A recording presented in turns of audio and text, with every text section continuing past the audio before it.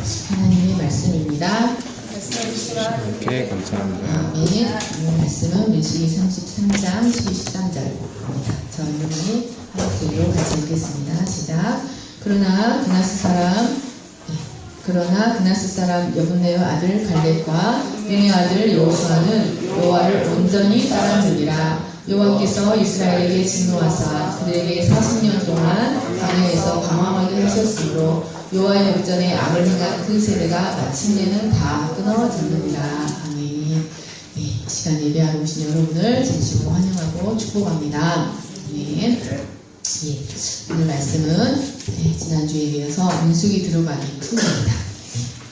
지난주에 조금 힘드셨던 분들은 오늘은 조금 더 쉬울 거니까 마음을 활짝 열으시고 말씀에 은혜 받으시는 저와 여러분 되시길 축복합니다. 예, 오늘은 민수기 메시지 요약입니다. 첫 번째로 민수기는 출애굽 1세대와 광야 세대인 2세대가 각각 1장과 26장에서 38년이라는 중간기를 두고 두 차례 인구조사한 것을 기록하고 있습니다. 출애굽한 이스라엘 공동체는 300만 명, 약 200만 명 내지는 300만 명이라는 대군이었습니다. 이 대군이 광야에서 원활하게 이동할 수 있기 위하여서는 그리고 장차 맞닥뜨리게 될 대적들을 상대하기 위해서는 그들을 효율적으로 조직화할 필요가 있었습니다. 그래서 하나님은 먼저 전쟁에 나가서 싸울 수 있는 군인의 숫자를 계수하게 하셨습니다. 그리고 전 국민을 군대식으로 조직화시키셨습니다. 여러분, 이 사실은 하나님께 부름받은 교회 공동체가 하나님의 뜻에 의해 조직되어서 질서정연하게 유지되는 유기적 공동체요, 사단과의 영적 전쟁을 수행하는 전투 공동체라는 사실을 가르쳐 줍니다. 그래서 우리 각자는 이제 어떻게 마음대로 이렇게 하는 것처럼 보이지만 우주적 교회, 하나님의 지역교회 말고 전 우주적 교회는 사실은 하나님의 뜻에 의해서 질서정연하게 조직되어 유기적으로 움직이고 있고, 또 하나님께 부름받은 전 세대의 모든 공동체는 전투 공동체, 전투하는 전투 공동체라는 사실을 계시하고 있습니다. 여러분, 민수기에 나오는 광야 공동체는 사실 하나님 나라를 위해 부름받은 모든 세대의 교회 공동체를 상징하고 있습니다. 그래서 신약 성경도 이런 성도의 삶을 약속의 땅인 천국을 향해 나아가면서 숱한 도전과 유혹과 방해에 직면하여 싸우는 전투 공동체라고 설명하고 있습니다. 그래서 바울은 성도들을 향해서 빛의 갑옷을 입으라, 하나님의 전신갑주를 입으라, 믿음의 선한 싸움을 싸우라, 군사로 모집한 자를 기쁘게 해라 라고 말하고 있습니다. 이는 우리의 삶이 영적 전투라는 것을 말하고 있습니다. 그런데 민수기는 우리가 당하는 이런 모든 전쟁에서 승리할 수 있는 비결이 무엇인가를 가르쳐주고 있습니다. 우리가 당하는 모든 전쟁의 승리의 비결은 우리 가운데 계시는 하나님을 중심으로 사는 것입니다. 첫째, 우리 가운데 임재해 계시는 하나님 중심, 철저하게 하나님 중심이어야 한다는 것을 가르쳐주고 있습니다. 여기 보면 이스라엘의 진영도예요. 진영도. 그래서 이스라엘은 성막을 중심으로, 이스라엘 진영, 이것은 이스라엘이 진을 칠 때, 행군할 때는 지면이 부족해서 덜 그랬어요. 진을 치고 진영을 치고 이렇게 캠핑에 있을 때는 성막을 중심으로 진을 쳐요. 네? 이 앞에는 아론 지파가 진을 쳐요. 아론의 가족, 아론과 모세의 가족이 진을 치고, 레위 지파의 무라리 자손, 계손, 무라리 계통, 그 다음에 게르손 계통, 그 다음에 고핫 계통이 이렇게 레위 지파가 성막을 둘러싸고 빽빽하게 진을 칩니다. 함부로 이렇게 틈타지 못하게. 그 다음에 동쪽에는 항상 유다 지파가 진을 쳐요. 유다, 이사갈, 스불론, 그 다음에 르벤, 시므온, 갓지파, 에브라임, 므낫세, 베냐민, 단, 아셀, 납달리. 하나님 이런 것을 하나님이 다 정해주셨어요. 그리고 이제 이 순서대로 이 진영이 먼저 하고 이제 이 순서대로 이제 행진을 합니다. 그리고 아론, 무라리, 게르손, 고핫은 사이사이에 이렇게 딱 끼어요. 다음 주에 그려드릴게요. 그래서 이런 하나님 이스라엘을 군대식으로 조직화하시고 이 민수기를 통해서 우리가 당하는 모든 전쟁의 승리의 비결이 무엇인지를 가르쳐 주는데 그것은 첫 번째로 철저하게 하나님 중심으로 살아야 한다는 것을 가르쳐 주고 있습니다. 그리고 철저하게 말씀을 따라서 살아갈 때 승리할 수 있다는 것을 가르쳐 줍니다. 이스라엘의 진영 배치는 온전히 성막을 중심으로 이루어져 있어서 그들은 철저하게 성막 중심의 삶을 살아야 했습니다. 그리고 이스라엘의 행군은 언제나 법궤를 앞세우는 행군이었습니다. 이것은 언약 백성의 삶은 철저하게 하나님 중심이어야 하고 모든 삶을 조율하는 기준이 하나님의 말씀이어야 한다는 사실을 가르쳐 줍니다.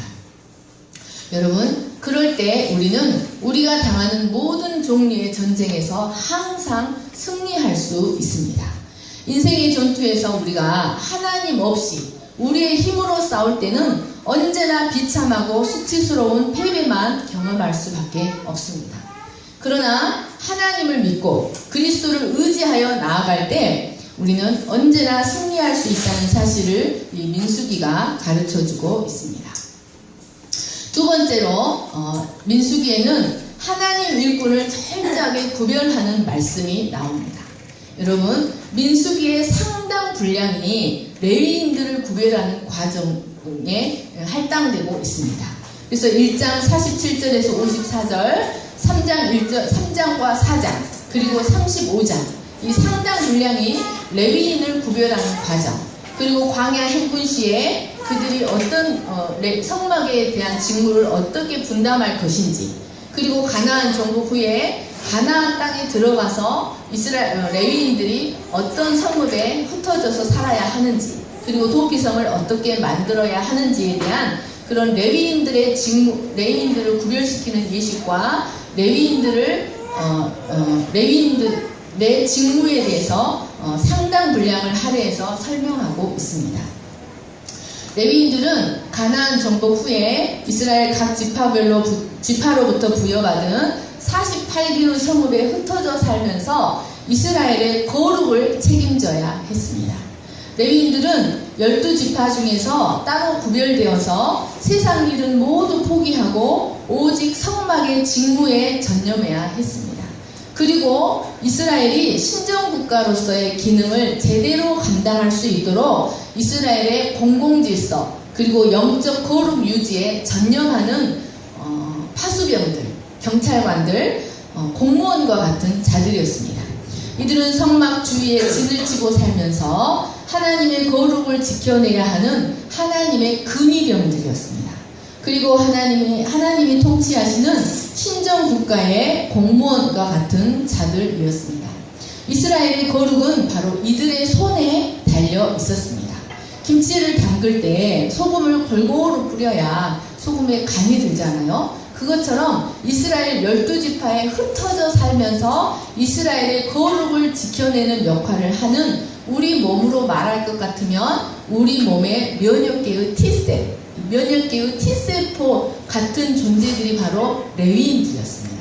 그러면 여러분, 오늘날 이 세대의 거룩을 담당하는 존재인 레위인은 누구일까요? 바로 우리들입니다.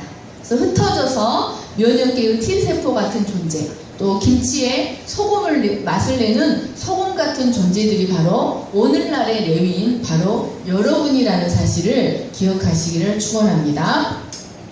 세 번째로 민수기는 하나님 앞에 올바른 예배를 드리는 예배 공동체라는 사실을 가르쳐 줍니다.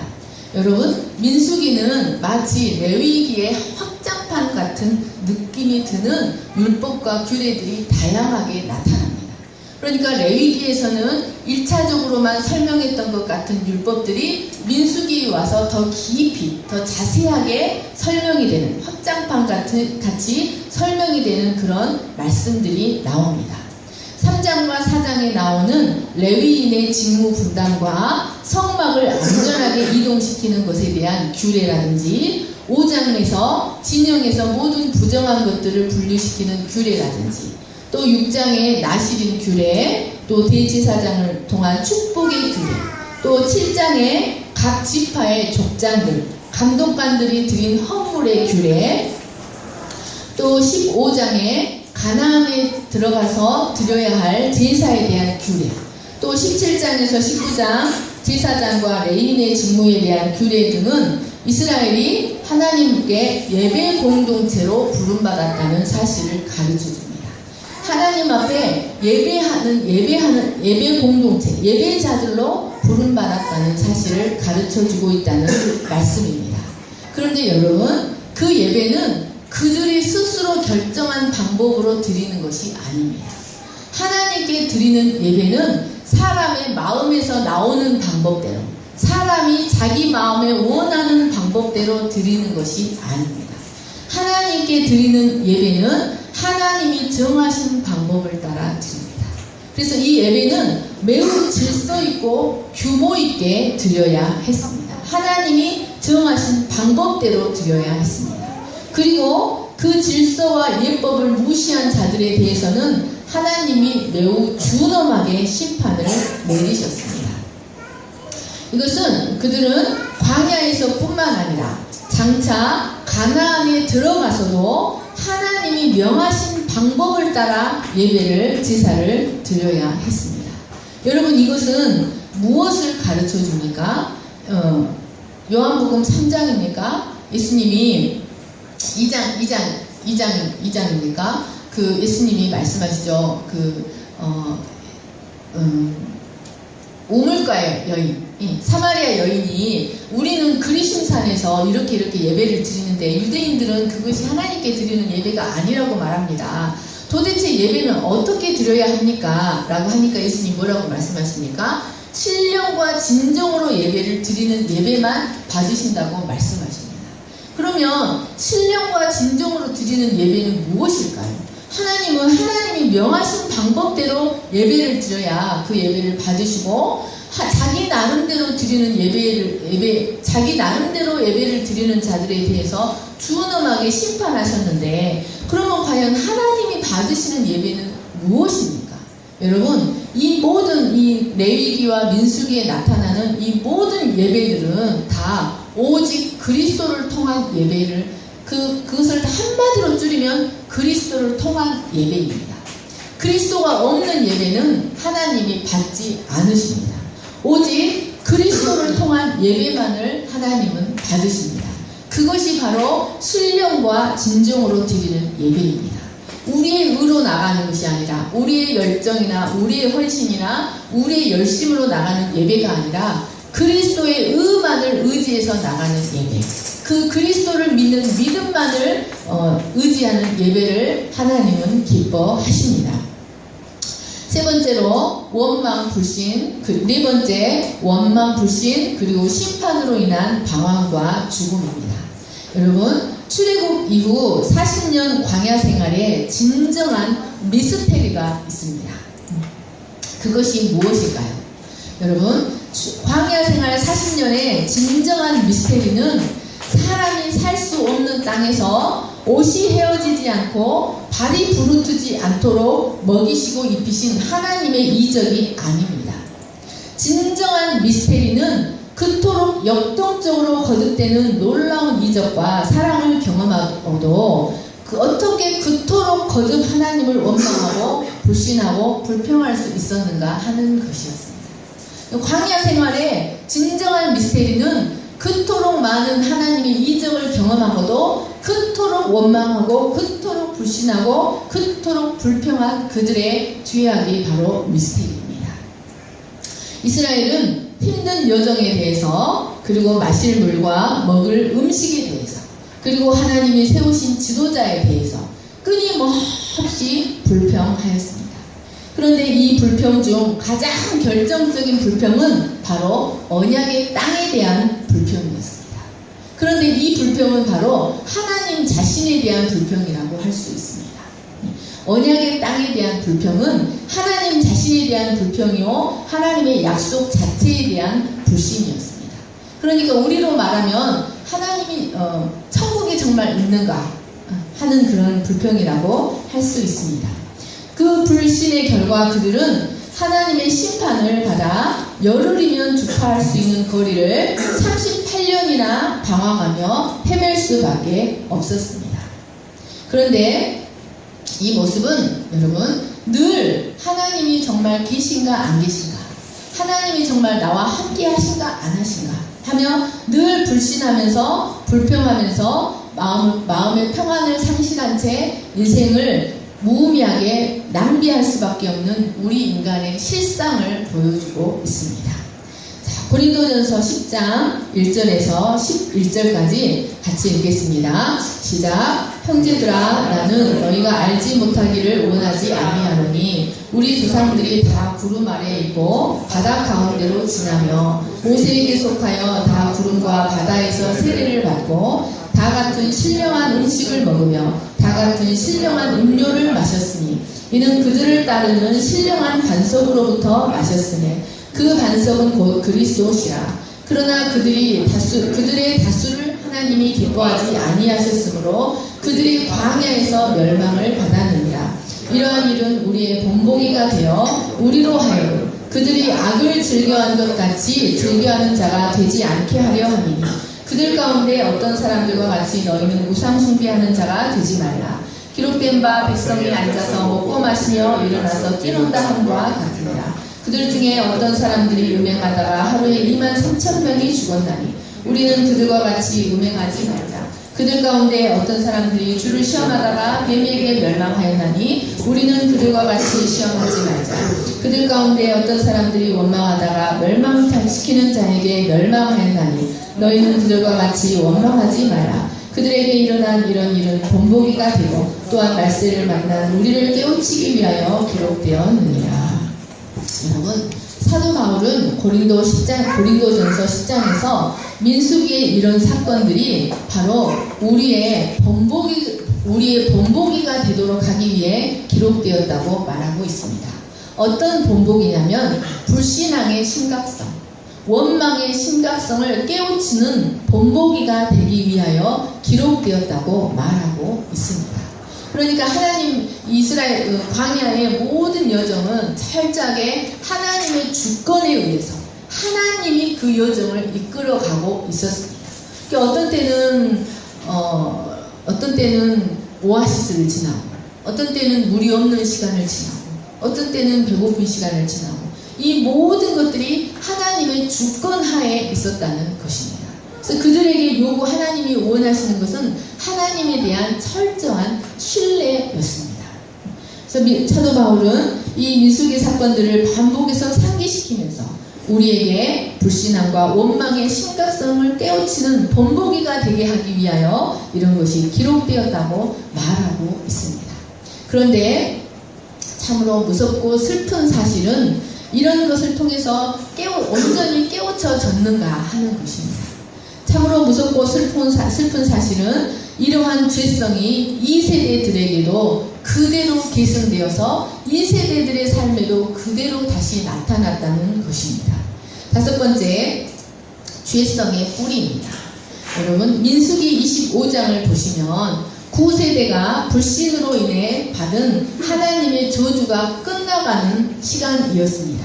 그런데 그 25장, 그 9세대가 받은 하나님의 저주가 끝나가는 그 시점에 다시 한번, 그래서 새로운 세대를 통한 새로운 역사가 시작되려는 시점에 다시 한번 불행한 사건이 발견되는 일이 기록되어 있습니다.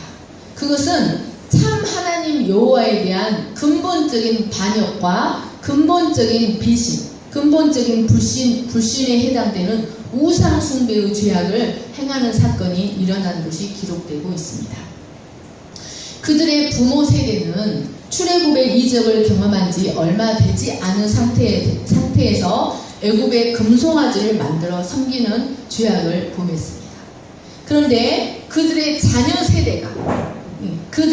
세대는 광야에서 자라난 세대예요. 그래서 광야에서 자라나서 하나님의 이적을 경험하고 믿음을 훈련받은 세대예요. 그런데 그 새로운 세대, 그 새로운 신세대가 가나안 입성을 눈앞에 둔 시점에서 그만 그들의 부모 세대와 똑같이 가나안의 우상인 바알부올을 섬기는 사건이 발생하고 만 것입니다. 여기에 부속되었다. 25장에 보면 바알부올에게 부속되었다라고 나옵니다. 이 부속되었다는 말은 yoke themselves예요. yoke가 뭐예요? yoke themselves. 그들 스스로 멍에를 짊어졌다. 그들 스스로 그 멍에 속으로, 무거운 멍에 속으로 들어갔다. 이런 뜻입니다. 이것은 그 부모 세대가 미약하게나마 갖고 있던 신앙이 그들에게 전수된 것이 아니라 그 부모 세대가 갖고 있던 죄성이 악착스럽게 그들의 자녀들에게 전수되었다는 것을 보여줍니다.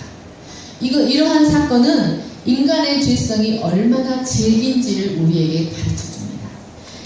인간의 심령이 얼마나 철저하게 파괴되었는지, 인간의 심성이 얼마나 철저하게 어그러졌는지를 가르쳐줍니다. 그리고 하나님의 백성을 넘어뜨리려는 사탄의 유혹이 전 역사에 걸쳐서 얼마나 끈질기게 일어나는지를 우리에게 가르쳐줍니다. 민수기에 나타나는 이스라엘 백성의 죄성은 참으로 치료 불가능한 것이었습니다. 6번, 민수기의 참된 주인공은 누구인가 하는 것입니다. 그런데 여러분, 민수기는 광야의 이스라엘의 이야기가 아닙니다. 민수기는 사실 그들을 이끌어 가신 하나님의 이야기입니다. 특히 끊임없이 계속되는 이스라엘의 엄청난 불신앙에도 불구하고 그 치료 불가능한 죄성을 가지고 있는 이스라엘 백성을 끝까지 신실하게 이끌어 가시는 하나님의 언약의 신실성에 대한 이야기라고 할 수 있습니다. 선민 이스라엘은 광야에서 끝없는 반역과 원망의 악순환적인 삶을 살았습니다.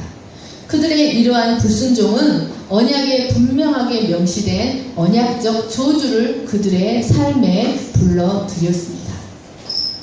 그러나 하나님은 그들의 계속되는 범죄에도 불구하고 계속하여 적절한 은혜를 내려주심으로 약속에 있어서 참되신 하나님, 약속에 있어서 신실하신 하나님이라는 사실을 그들에게 나타내 보이셨습니다. 여러분, 고기를 달라고 하는 그들에게 고기를 공급하시고 또 그들의 중보자인 모세를 계속해서 비방할 때 하나님은 모세가 하나님의 택한 자라는 사실을 확증시켜 주셨고 가데스 바네아에서 40년간 광야를 배회하게 될 것이라는 선고를 하신 뒤에는 그들이 가나안 땅에 반드시 들어가서 승리의 제사를 드리게 될 것이라는 확신의 말씀을 주셨습니다. 그리고 16장 17장에서 고라 일당이 대대적인 반역을 일으켜 많은 사람이 진멸을 당한 뒤에는 18장 19장에서 다시 제사장과 레위인의 직분에 대한 규례를 주심으로써 범죄한 사람은 그들의 범죄로 인하여 죽었지만 그들의 자녀 세대가 남아서 다시금 제사장의 직분을 감당하고 다시금 레위인의 직분을 감당하게 될 것을 약속하여 주셨습니다. 그리고 마침내 약속의 땅으로 인도해 드리셨습니다. 모세는 이러한 하나님의 모습을 마치 부모가 자식을 돌보는 것 같이 그들을 돌보았다고 회고하였습니다. 잠깐만요. 너무 더워서.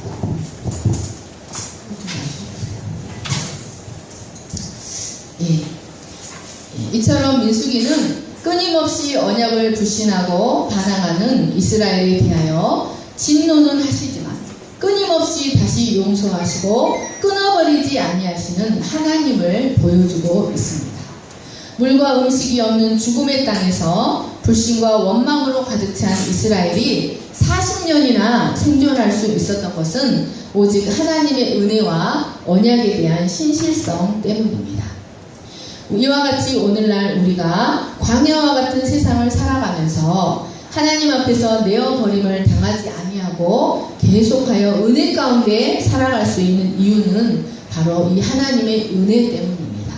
바로 하나님의 언약의 신실성 때문입니다. 인간의 능력으로는 이 언약을 유지시킬 수 없지만 하나님은 그 언약이 파괴되지 않도록 우리를 친히 이끌어가고 계시는 하나님이십니다. 그런데 여러분, 우리가 이 과정에서 알아야 할 것이 한 가지 있습니다. 그것은 이 끊임없이 범죄하는 백성과 하나님 사이에서 끊임없이 중보하는 중보자가 있었다는 사실입니다. 7번째, 모세의 중보, 예수 그리스도의 모형입니다. 민수기에서 모세는 너무나 중요한 역할을 담당하고 있습니다. 그는 이스라엘을 애굽에서 구해낸 영웅적인 지도자였을 뿐만 아니라 끊임없이 범죄하는 이스라엘을 위해 중보하는 위대한 중보자였습니다. 이러한 모세는 이스라엘이 범죄할 때마다 백성과 하나님 사이에서 납작 엎드려서 중보하는 중보자의 모습으로 나타납니다. 만약 이런 모세의 중보가 없었더라면 이스라엘은 광야에서 한 사람도 남지 않고 다 진멸되었을 것입니다. 이런 모세의 모습은 장차 예수 그리스도께서 죄인들을 죄에서 구원해내실 뿐만 아니라 하나님 나라 가기까지 중보의 역할을 감당하실 중보자가 될 것을 예표하고 있습니다. 그런데 모세와 예수 그리스도의 차이점이 있습니다. 그것은 모세는 백성들로 인해 백성들로 인해 힘들고 어려울 때마다 그 자신도 힘들어했다는 사실입니다. 그래서 하나님께 늘 원망했어요. 하나님, 내가 이들을 낳았으니까 이 짐이 너무나 무겁습니다 하며 모세 자신도 그 원망하고 범죄하는 백성들을 인하여 불평하고 번민했습니다. 그리고는 결국 무리바 사건에서 혈기를 부림으로 하나님의 영광을 온전히 나타내지 못했습니다. 그래서 그는 약속의 땅에 들어갈 자격을 상실하고 말았습니다. 이것은 그가 완전한 중보자가 되지 못한다는 사실을 우리에게 가르쳐줍니다. 그는 단지 장차 오실 메시아의 모형에 불과했습니다. 이런 모세는 죽어간 출애굽 1세대를 대표하고 있습니다. 그리고 그는 율법을 대표하고 있습니다. 이런 모세는 하나님의 영광을 온전히 나타내는데 실패할 수밖에 없었습니다. 그리고 백성들을 가나안으로 온전히 이끌어들이지 못했습니다. 그러니까 모세는 출애굽 1세대의 대표예요. 그리고 율법을 대표해요. 율법으로는 하나님의 영광을 온전히 나타내지 못해요. 여러분, 율법적인 신앙생활로는 하나님의 은혜를 온전히 나타내지 못하고 그 율법으로는 가나안 땅에 들어갈 수가 없어요. 율법으로는 우리가 천국에 들어갈 수 없어요. 그래서 모세는 출애굽 1세대의 대표자요, 율법의 대표자였습니다. 그는 하나님의 영광을 온전히 나타내는데 실패할 수밖에 없었습니다. 그러나 우리의 완전한 중보자 되시는 예수 그리스도는 은혜와 진리가 충만하신 하나님이십니다. 모세는 율법의 대표자요, 예수 그리스도는 은혜와 진리의 대표자이십니다. 그래서 그분은 우리를 죄로부터 이끌어내실 뿐만 아니라 죄로 병들어서 끊임없이 불평하고 반역하고 원망하는 우리를 위해서 온전히 중보하실 수 있습니다. 그리고 그분은 하나님의 영광을 온전히 나타내실 수 있고 마침내 우리를 온전히 하나님 나라로 이끌어 드릴 수 있습니다. 아멘. 그래서 우리가 율법 아래 있냐, 모세의 중보 아래 있냐, 아니면 은혜와 진리 아래서 예수 그리스도의 중보 아래에 있냐, 자신의 믿음의 시점을 돌아볼 필요가 있습니다. 8번 민수기와 예수 그리스도입니다. 민수기는 인간의 뿌리 깊은 죄악성을 고발하는 동시에 이런 인간이 어떻게 구원을 얻어서 하나님 나라에 온전히 들어갈 수 있는지에 대한 구속사의 전형적인 모형을 보여주고 있습니다. 그래서 민수기에는 이런 인간을 구원하시기 위해서 희생당하신 예수 그리스도의 흔적들이 수없이 발견됩니다. 그래서 민수기는 예수 그리스도로 가득 차 있다는 말씀입니다. 매일 일용할 양식으로 공급되던 만나, 광야에서 이스라엘 군대에 앞서 행진하던 법궤, 또 낮에는 찌는 듯한 더위, 밤에는 혹독한 추위 속에서 나아갈 바를 알지 못한 백성들에게 길의 안내자가 되어주었던 구름기둥, 불기둥, 모두 예수 그리스도를 예표하고 있습니다. 사망의 음침한 골짜기와 같은 이 세상을 걸어가는 우리 인생들에게 참 생명의 떡이 되시고 참 목자가 되시고 또 참 길이 되어주시는 예수 그리스도를 예표하고 있는 것입니다. 그리고 백성들에게 물을 공급해 주었던 반석, 불뱀에 물린 백성들을 치유한 장대에 높이 달린 놋뱀, 정결케 하는 물을 만드는 데 쓰인 붉은 암송아지, 가나안 영토 분할 중에 설정되었던 6개의 도피성들은 모두 예수 그리스도의 사역을 선명하게 예표하고 있습니다. 그리고 이 민수기에서 가장 특이할 만한 장이 바로 24장입니다.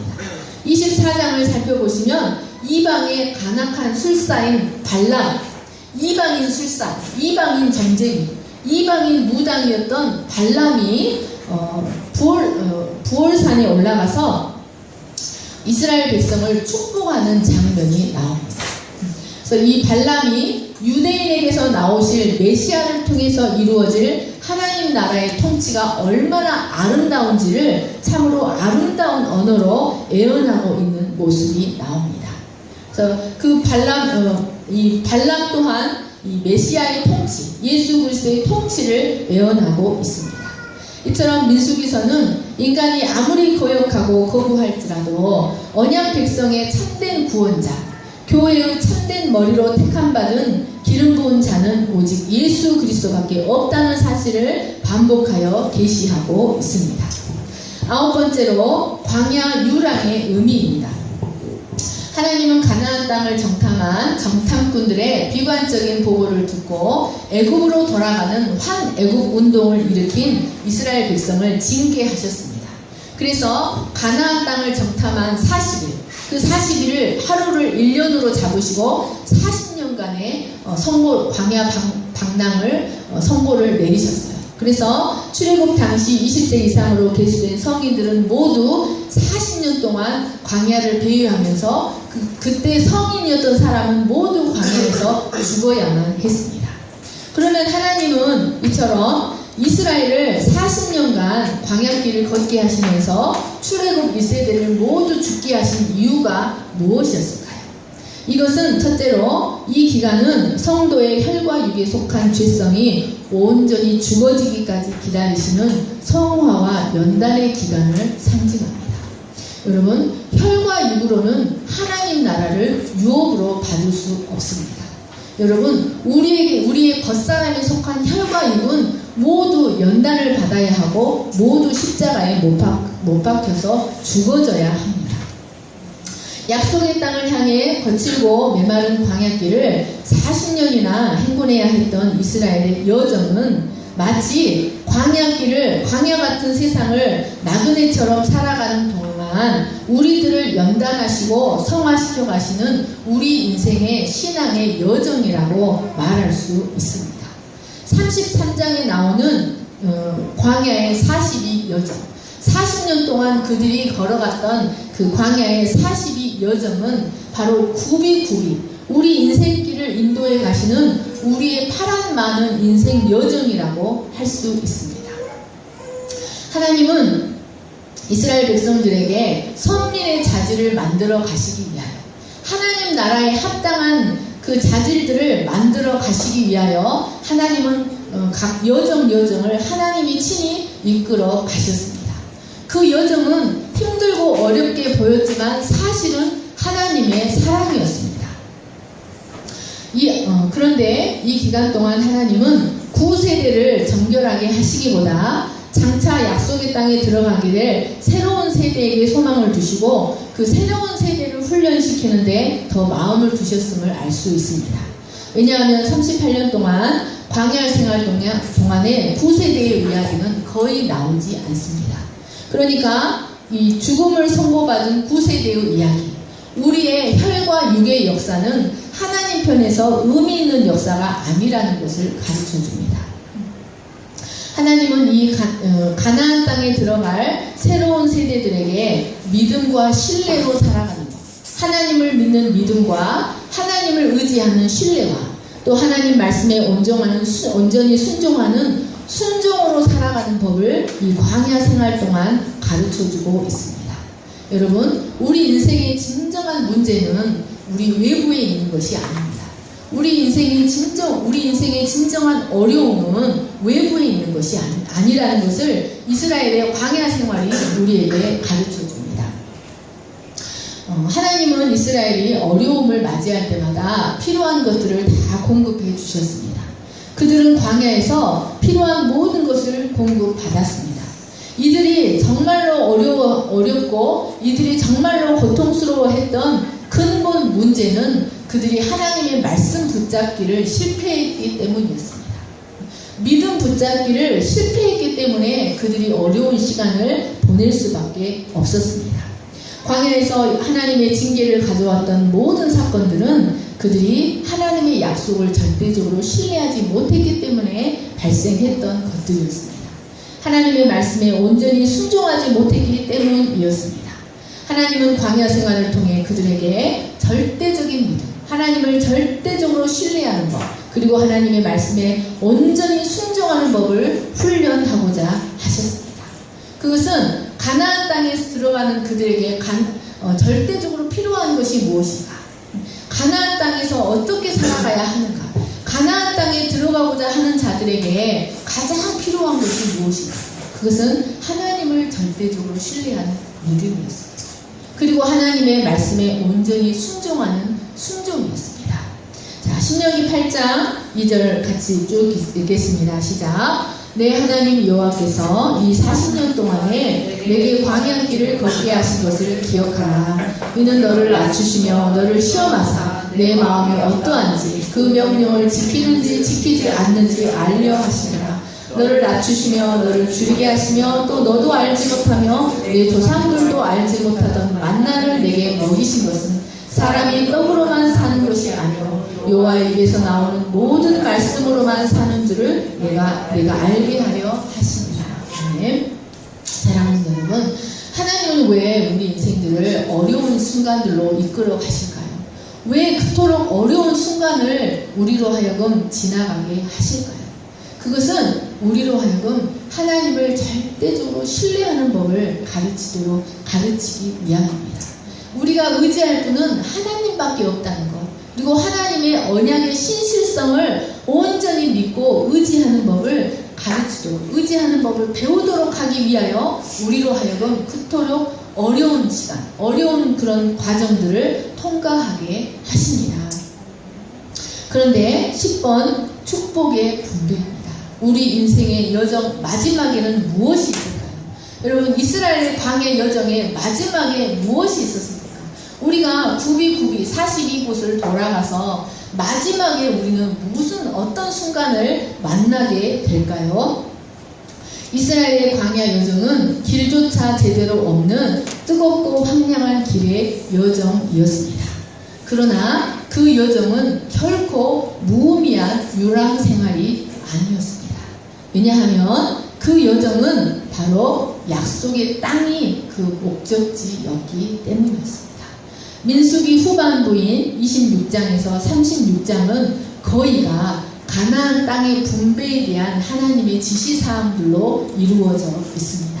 가나안 땅을 어떻게 분배해야 하는지, 그리고 그 가나안 땅에 들어가서 48개의 성읍을 레위인들에게 주어야 하고 그 48개의 성읍 중에 6개의 성읍을 요단 동편의 3개, 요단 서편의 3개 도피성을 만들어야 하고, 또 자녀 중에 아들을 낳지 못하고 딸만 낳았을 낳은 자들은 그 기업을 어떻게 상속해야 하는지 이런 것들에 대해서 말씀해 주십니다. 이것은 현재 가나안 정복이 현실적으로 이루어지지 않았지만 하나님은 마치 반드시 이루어질 것을 확정하는 것처럼 말씀하셨습니다. 특히 하나님은 이 부분에서 가나안 땅은 이스라엘 회중 모든 자에게 공평하게 분배되어야 한다는 것을 반복해서 설명하고 있습니다. 가나안 땅이 한 사람도 분배되지 않음이 없이, 그리고 설령 아들을 낳지 못하고 죽었다 할지라도 그 이름으로 그 땅이 계속해서 유지되어야 하고 그 땅을 잃어서는 안 된다는 사실을 반복해서 계시하고 있습니다. 여러분, 이 말씀은 우리에게 무엇을 가르쳐 줄까요? 그것은 언약 백성의 삶이 결코 광야에서 끝나는 것이 아니라는 사실을 가르쳐 줍니다. 우리의 삶이 고난으로만 끝나지 않는다는 사실을 가르쳐 줍니다. 그것은 우리의 믿음의 여정이 가나안 복지, 천국으로 반드시 귀결된다는 사실을 가르쳐 줍니다. 우리의 기업, 우리의 상속, 우리의 기업, 약속의 땅, 우리가 이 세상에서는 나그네와 행인처럼 살아가고 다른 사람들보다 더 많은 고난의 시간을 거쳐야 하지만 우리는 이 세상보다 더 복되고 영광스러운 천국의 축복이 반드시 기다리고 있고 그 천국이 각자의 분량을 따라 분명하게 공평하게 분배될 것이라는 소망이 우리에게 기다리고 있다는 사실을 이 민수기가 우리에게 가르쳐주고 있습니다. 그러므로 여러분, 우리 인생의 여정이 궁극적인 목적지인 천국을 향해 가는 길이기 때문에 그 여정이 힘들고 어렵다 할지라도 결코 무의미하지 않는 거룩한 순례자의 여정이라는 사실을 기억하시기를 간절히 축원합니다. 아멘. 여러분, 우리가 이 민수기 말씀을 통하여 이와 같은 하나님의 진리들을 발견하고 견고한 믿음의 확신 가운데 더욱 견고하게 세워지시는 저와 여러분 되시기를 간절히 축원합니다. 네, 제가 기도하겠습니다. 하나님 감사합니다. 하나님, 우리가 민수기를 통하여서 사도 바울이 경고했던 것처럼 우리의 믿음의 본보기로 삼게 하시고 또 천국을 우리의 마지막 목적지인 천국을 반드시 분배받기 위하여 우리가 알아야 될 하나님의 교훈들을 배우는 시간들이 될 수 있게 해주시기를 간절히 기도합니다. 그래서 원망과 불평과 두려움과 불신으로 이 여정을 가기보다 믿음과 감사와 순종과 기쁨과 확신 가운데 걸어가는 저희들이 되게 하여 주시기를 간절히 기도합니다. 하나님 아버지, 예수님께서 광야에서 사역을 시작하시기 전에 40일 동안 금식하실 때 받았던 3가지 시험은 모두 이스라엘 백성들이 광야에서 받았던 그런 시험들을 대표하는 것들이었습니다. 그래서 예수님은 그 광야에서 이루어졌던 말씀을 가지고 그 사단의 시험을 물리치셨습니다. 우리가 이 예수님을 통해서 광야와 같은 인생을 살아갈 때 어떻게 그 모든 시험을 이기고 마침내 가나안 땅, 약속의 땅을 분배받을 수 있는지, 기업으로 약속된 땅을 받을 수 있는지에 대한 교훈을 배울 수 있게 하여 주시기를 간절히 기도합니다. 우리가 감당하기 어려운 순간들이 우리 인생에 찾아오고 지나가기 어려운 순간들이 우리에게 찾아온다 할지라도 하나님은 우리와 함께 계시고 우리가 감당하지 못할 시험은 허락하지 아니하시고 또 피할 길도 내신다는 그 하나님을 온전히 신뢰하고 언약에 신실하신 하나님을 온전히 바라보는 믿음으로 걸어가는 저희들이 되게 하여 주시옵소서. 감사하며 거룩하신 예수님의 이름으로 기도합니다. 아멘. 우리가 의지하는